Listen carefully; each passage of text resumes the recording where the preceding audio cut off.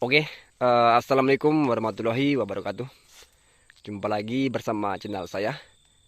Di video saya kali ini saya akan sharing mengenai trek pada pokok sawit yang sudah kita tanam ya. Dan nanti saya akan tambahi mengenai musim-musim ataupun performa kelapa sawit ya, buah kelapa sawit, biar bisa menjadi tambahan untuk rekan-rekan dan kita semua ya.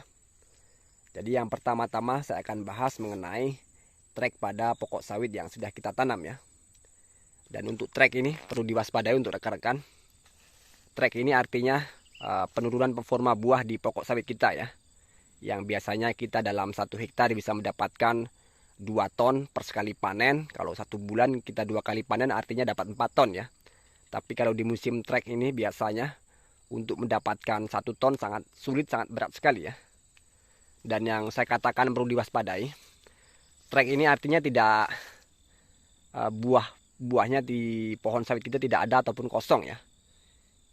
Trek ini artinya untuk kemasakan buahnya atau buah yang matang ini sangat jarang sekali. Tapi sebenarnya di pokok sawitnya ini untuk performa buahnya masih aktif ya, masih ada. Nah, seperti ini ya. Jadi walaupun musim trek, kalau sawitnya bibit unggul, bibit resmi, bibit sertifikat, performa buahnya akan tetap selalu ada ya, akan aktif seperti ini. Cuman memang sangat jarang sekali yang ditemukan namanya buah matang ya di saat musim trek seperti ini. Nah, kalau misalkan rekan-rekan punya tanaman kelapa sawit di saat musim trek, buahnya kosong, banyak yang kosong di pokok sawitnya, itu perlu diwaspadai ya. Perlu diwaspadai kalau rekan-rekan ini tanam bibit abal-abal atau bibit yang tidak ada sertifikatnya ya. Nah, itu kalau bibit unggul ini walaupun dikatakan trek, performanya tetap ada ya. Jadi walaupun trek, buahnya tidak kosong-kosong sekali di pokok sawitnya. Masih ada tunas buah, tunas dompetnya masih tertinggal, masih tersisa ya. Pembentukan baru seperti ini ya.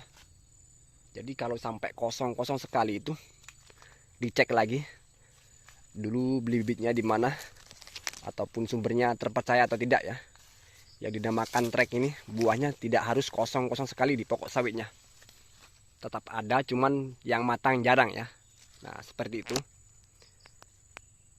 Jadi bukannya saya menakut-nakuti, saya sekedar sharing. Jadi kalaupun kita tanam bibit unggul, bibit sertifikat, baik varietas apapun, tentunya kalau di masa musim trek ini tidak kosong sama sekali ya. Tidak kosong-kosong sekali.